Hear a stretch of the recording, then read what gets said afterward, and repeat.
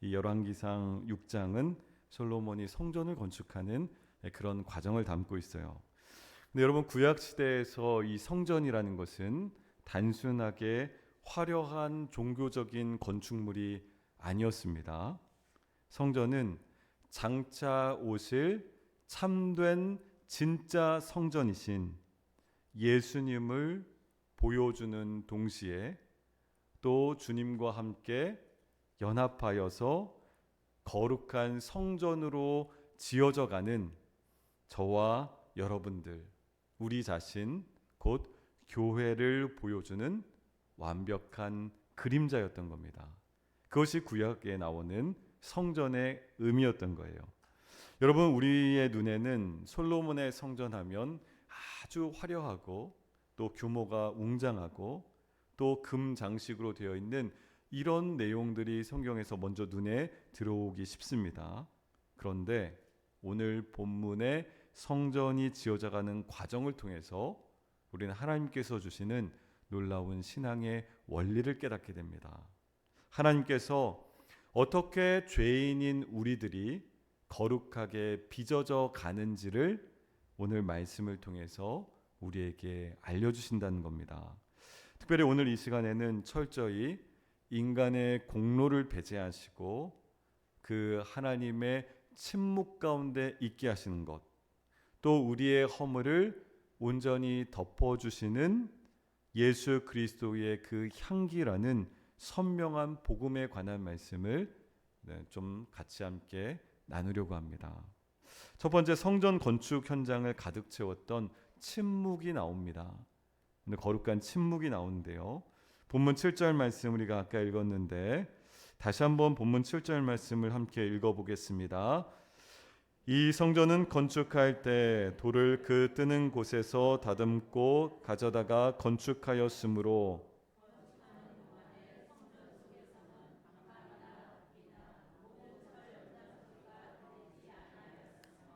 아멘. 여러분, 거대한 석조 건물을 짓고 있는 건축 현장이라면 마땅히 무슨 소리가 들려야 됩니까? 네, 돌로 만든 거대한 건물을 짓고 있는다면 당연히 돌을 깨는 소리, 돌을 다듬는 소리가 들려야지 정상 아닙니까? 우리가 보통 아파트에 사시는 분들 그 몇 층에서 공사할 때 미리 소음 이런 안내문을 미리 붙이지 않습니까? 며칠 동안에는 시끄러우니까 좀 양해 부탁합니다. 그리고 실제로 어때요? 엄청나게 시끄러운 소리가 들립니다. 막 깨고 부수고 이런 소리가 가장 시끄럽습니다. 석조 건물을 짓는 곳이라면 당연히 돌을 깨고 다듬고 이런 소리가 요란하게 들려야 됩니다. 그런데 하나님의 성전 안에서는 망치 소리도 정으로 깨는 소리도 일절 들리지 않습니다. 완벽한 침묵만이 있다라고 합니다. 여러분, 어떻게 이것이 가능했을까요? 어떻게 이렇게 침묵하는 것이 가능했을까요? 돌을 깎고 다듬는 이런 모든 공사는 성전 공사 현장 밖에서 이루어졌기 때문에 가능했습니다. 즉 채석장, 돌을 뜨는 곳에서, 돌을 떼내는 곳에서 이미 완벽하게 끝냈기 때문에 성전 안에는 돌을 다듬고 깨고 하는 그런 소리가 전혀 들리지 않아도 됐던 겁니다. 여러분, 우리는 본래 이 세상이라는 채석장에 굴러다니던 돌과 같은 그런 존재였습니다. 하나님 나라에는 결코 어울리지 않는 아주 모나고 날카로운 돌과 같은 것이 바로 우리의 인생이었습니다.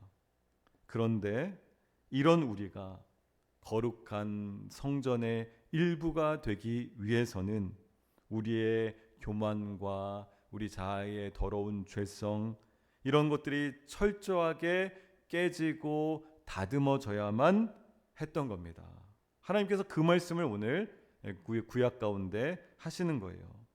근데 여러분, 인본주의적인 그런 모습, 다시 말하면 인간 중심, 자기 중심, 더 강하게 말하면 자기 숭배, 이런 인본주의적인 종교에서는 늘 성전 안에서 내 손으로 망치를 들고 다듬으라고 그렇게 요구합니다.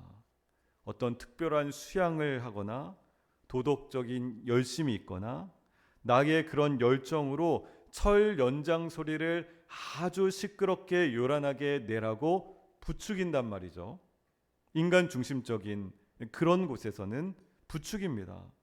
그래서 인본주의가 지배하는 곳에서는 내가 이렇게 노력했다, 내가 이렇게 헌신했다, 내 공로가 교회 안에서 이렇다라는 자기 공로라는 자기의 그런 소음이 가득하다라는 것이에요.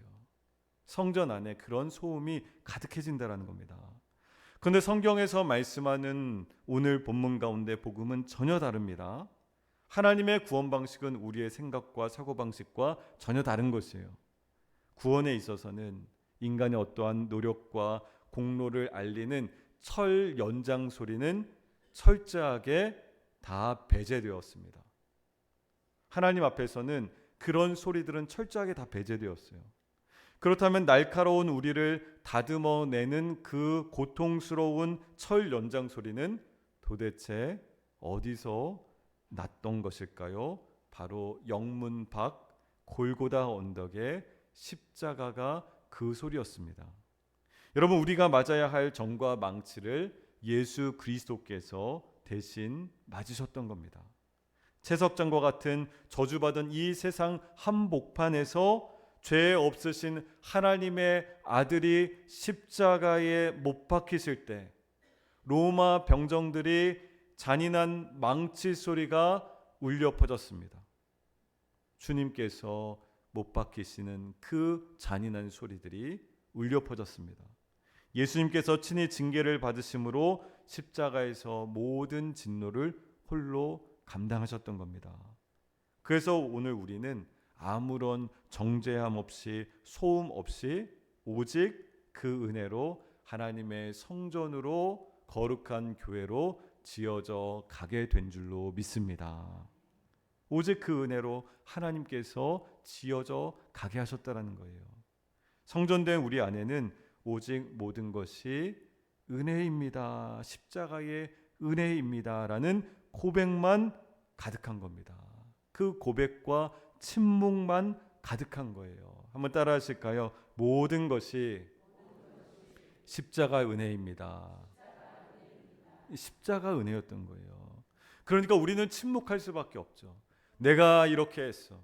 내가 이렇게 공의를 이렇게 내세우는 그런 것들은 다 사라지고 오직 예수 그리스도의 십자가만 증거되고 드러날 때 우리는 거룩한 침묵 속에 있게 된다는 겁니다. 오늘 그것이 이제 첫 번째 거룩한 침묵이고 돌 깨는 소리가 성전 안에서 들리지 않았던 이유입니다. 두 번째는 우리가 바라보아야 할 복음은 성전 내부를 가득 채운 생명의 향기 가운데 있습니다. 여러분, 아무리 채석장에서 돌을 다듬어서 벽을 쌓았다라고 생각해 보십시오. 돌은 여전히 차갑고 생명이 없습니다. 돌은 차갑고 생명이 없어요. 여러분, 그것이 바로 우리의 모습입니다. 우리의 실제 모습이에요. 내가 아무리 예수 믿고 구원받았다고 하더라도 우리 내면에는 여전히 차가운 죄의 본성, 냉랭한 돌과 같은 모습들이 그대로 남아있다는 거예요.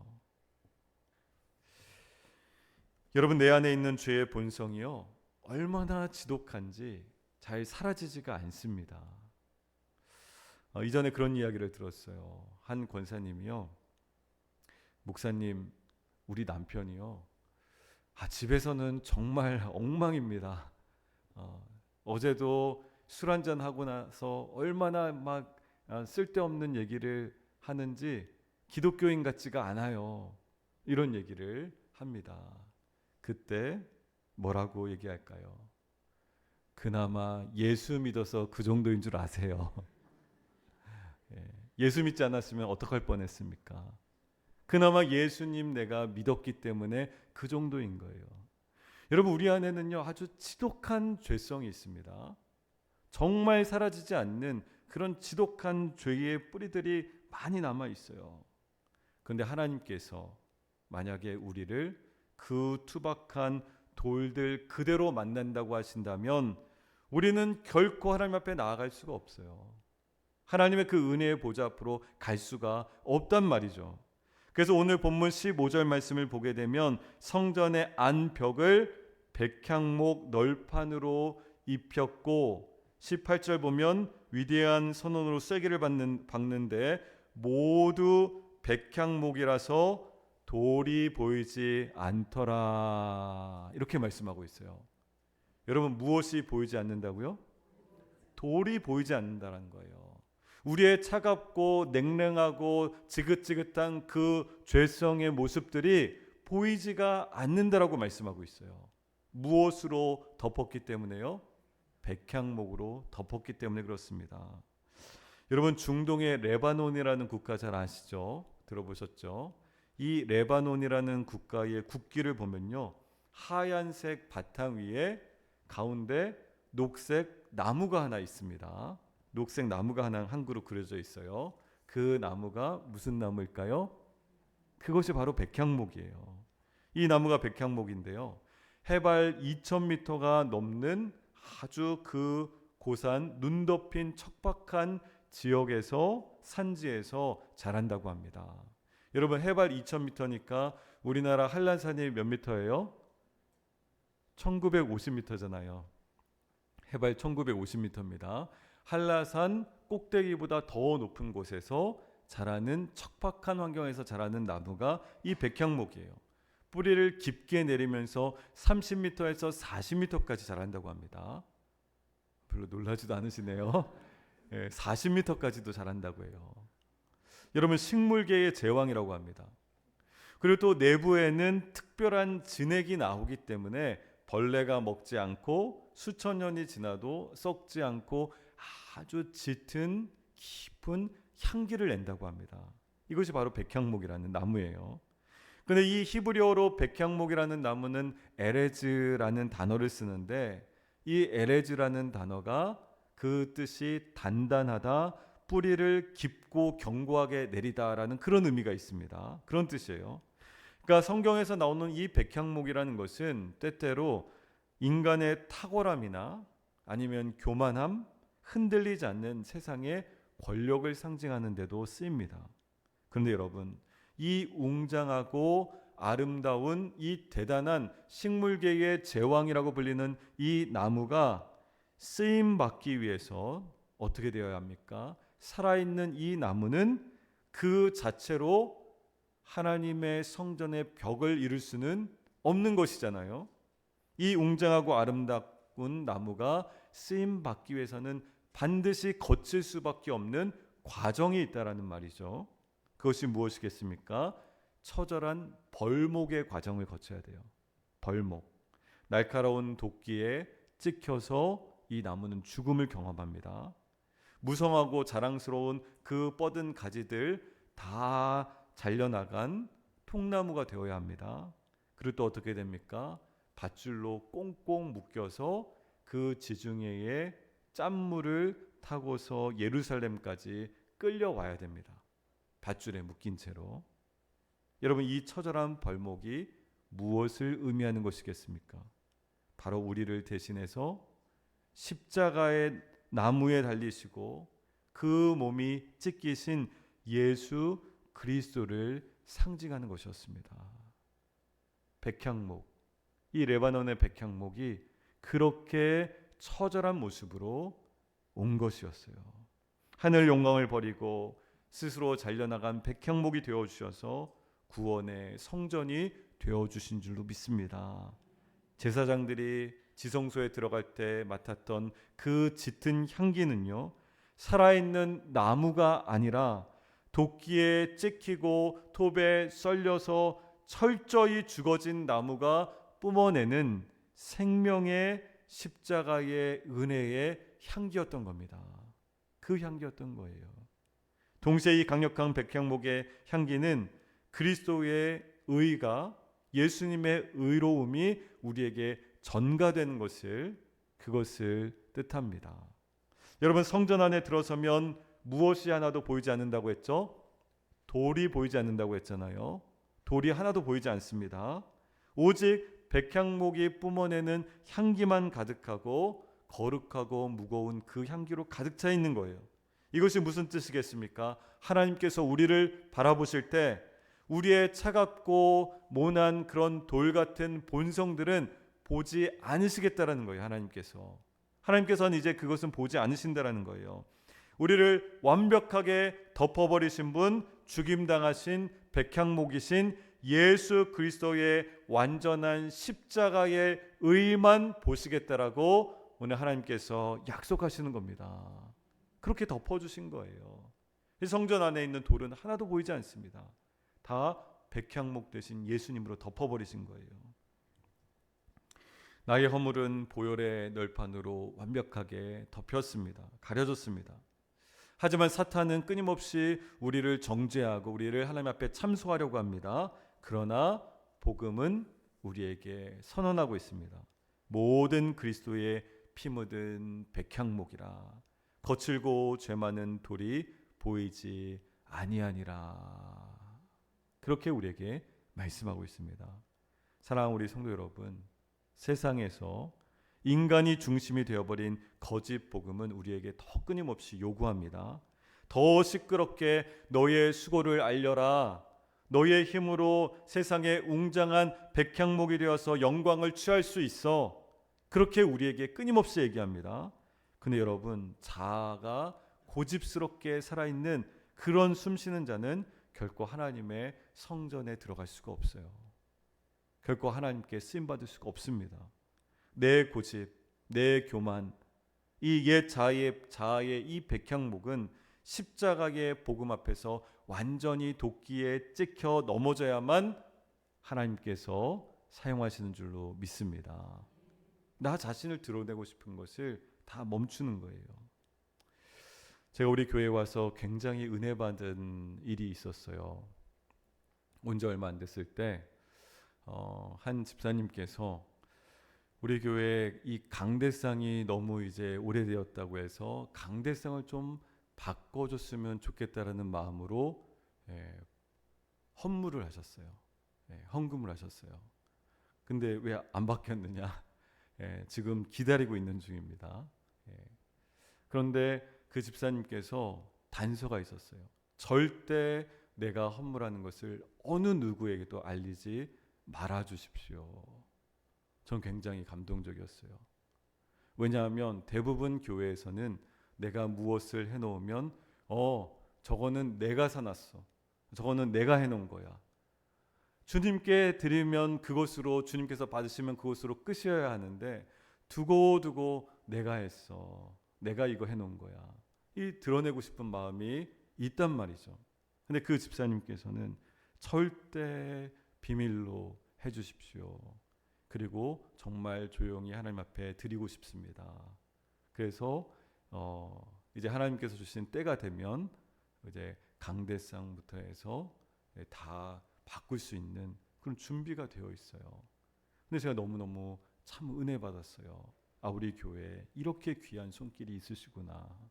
이렇게 말없이 이름 없이 섬기시는 분들이 계시구나 라는 것을 너무너무 감사했습니다.